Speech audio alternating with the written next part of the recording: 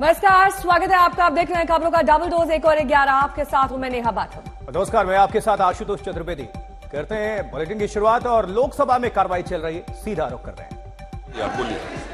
जी माननीय अध्यक्ष जी, सबसे पहले तो मैं देश के प्रधानमंत्री माननीय श्री नरेंद्र मोदी जी और उनके मंत्रिमंडल को बधाई और धन्यवाद दूंगा कि उन्होंने देश में एम्स जैसी संस्थाओं को बहुत बड़े पैमाने पर विस्तारित करके देश के करोड़ों लोगों को स्वास्थ्य सुविधाओं का लाभ दिया है।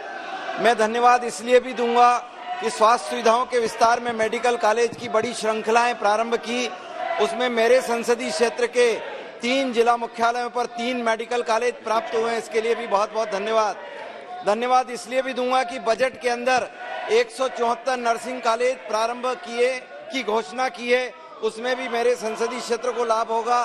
मैं माननीय मंत्री I lay on the table of the house the papers mentioned against her name as she is number 2 संसदीय क्षेत्र के मेडिकल कॉलेजों का एक समूह बनाकर और बीमारियों के स्पेशलाइजेशंस को करते हुए क्या मिनी एम्स को लाने का राज्यों के साथ कोई समझौता करके प्रस्तावित करेंगे क्या? ऑनरेबल स्पीकर सर, जैसे माननीय सदस्य ने कहा कि उनके क्षेत्र में एम्स जैसी सुविधा, जो कि आदरणीय प्रधानमंत्री जी के नेतृत्व में एम्स का विजन ही बना रहा कि लोगों को अच्छी ट्रीटमेंट मिले, टर्शरी केयर मिले, रिसर्च पे काम हो और उन्हें उसके साथ ही बच्चों को अच्छी शिक्षा मिले।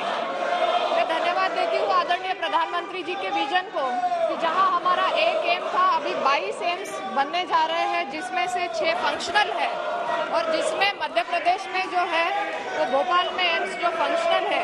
माननीय सदस्य ने जैसे कहा है कि उन्हें एम्स जैसी सुविधा चाहिए, तो जरूर उस तौर पे केंद्र सरकार काम कर रही है और जिसमें आज भोपाल में हमारे 4 सुपर स्पेशलिटी हॉस्पिटल के लिए बजट भी दिया गया है। उसके अलावा 14 नए मेडिकल कॉलेज को भी बजट दिया गया है, जो कि अच्छे पैमाने पर सुविधा देंगे। मैं आदरणीय सदस्य को यह कहना चाहती हूँ कि सरकार की मंशा ये है कि गांव-गांव तक अच्छी सुविधा पहुंचे, जिस दिशा में आज हमारी सरकार काम कर रही है। महोदय, मैं आपसे ये जानना चाहता हूं कि मेरे संसदीय क्षेत्र में जो मेडिकल कॉलेज प्रारंभ होकर निर्माण के लिए और तैयार हैं, एक मेडिकल कॉलेज में एजुकेशन की सुविधाएं प्रारंभ हो गई रतलाम में, मंदसौर और नीमच 2 मेडिकल कॉलेज में आप क्या इसी सत्र से शैक्षणिक सुविधाएं प्रारंभ करेंगे क्या? सदस्य ने, आदरणीय अध्यक्ष महोदय, जो सदस्य ने चिंता जताई है कि जैसे ही काम आगे बढ़ता है वैसे ही हम इंस्पेक्शन करके एजुकेशन देते हैं। धन्यवाद। माननीय सदस्यगण, प्रश्नकाल बहुत महत्वपूर्ण समय होता है और प्रश्नकाल के अंदर आज देश के चिकित्सा के संबंध में G20 के विषय में, रक्षा के संबंध में महत्वपूर्ण सवाल है और आपको पर्याप्त समय, पर्याप्त अवसर मिलता है। प्रश्नकाल समय पे सरकार की जवाब देते कर सकते हैं। मेरा आपसे आग्रह है कि आप अपनी अपनी सीट पर जाएं, प्रश्नकाल को चलने दें। देश की सभी लोकतांत्रिक संस्थाएं ने संकल्प लिया है कि प्रश्नकाल को स्थगित मत होने दो। आप सदन की मर्यादा नहीं है, महत्वपूर्ण विषयों पर चर्चा हो रही है, प्रश्नकाल पर आप चर्चा नहीं करना चाहते। माननीय सदस्यगण, ये उचित नहीं है। माननीय सदस्यगण, माननीय महामहिम राष्ट्रपति जी का पहला अभिभाषण पर धन्यवाद प्रस्ताव है। देश के अंदर पहले जनजाति समुदाय से महिला राष्ट्रपति बनी है, जिन्होंने केंद्रीय कक्ष में अपनी बात को रखी है। हम उनको धन्यवाद देना चाहते हैं। Take your seat. Honorable members, one of the honorable members, Shri Tiruchi Siva, he has raised a point. And the point is, dear Honorable Chairman, Vanakkam, thank you, sir. The notice filed by me under Rule 267. अंदर दिखाना चाहते जनता को। आप राष्ट्रपति अभिभाषण पर चर्चा करो, बजट पर चर्चा करो, महत्वपूर्ण विषयों पर चर्चा करो। मैं सदन में आपको पर्याप्त समय, पर्याप्त अवसर दूंगा। आप जिन विषयों पर चर्चा करना चाहते हैं उनका नोटिस दें। नारेबाजी करना सदन की And the ruling from the chair on 8th December and thereafter. If there is still any doubt, kindly spare time to see me in my chamber during lunch recess. You will be feasted with the food of your choice.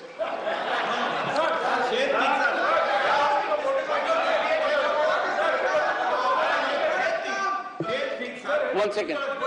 Honorable members, please take your seat. Honorable member, please take your seat. Honorable members, the proceedings of the House can continue only when the House is in order. If the House is not in order, the proceedings cannot continue. I have given my ruling and no further discussion on that can take place. This is, one second. This is the practice since long. This is also codified in the rules and go to May's parliamentary practice or call on Sakdar. If there has been a ruling of the chair, parliamentary democracy survives on the strength of the chair. I have given my ruling.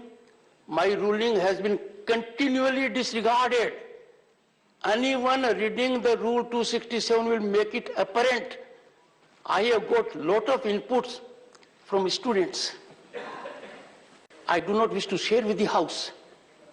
They say, how is it that every day you are saying the same thing and there is continual disregard? What I am asking for, one second. The House stands adjourned to meet at 2:30 p.m. on 2/23.